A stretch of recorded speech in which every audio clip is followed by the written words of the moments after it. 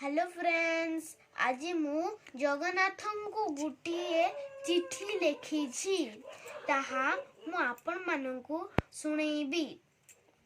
हे जगन्नाथ, प्रथमे मोर प्रणाम नेब।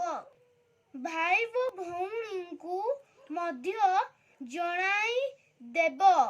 आशा करूची तुमे भलरे थिबो। प्रभु, तुमे रथरे चढ़ी बड़ दांडरे चली गल गड़ी गड़ी आउ मु बिचारी मन को मारी घरे रही पड़ी। तुमे कौन किछि जानी पारु न?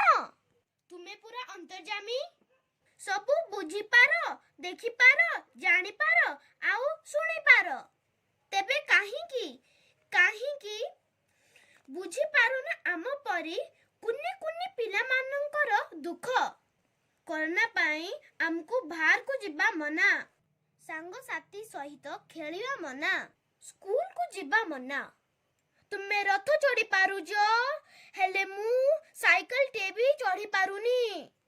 तुमे माउसी घर को जाई पोड़ पिठा खाई बुली आसिल, हेले मु बिचारी मो अजाई मामू माई वो माउसी को देखि पारुनी।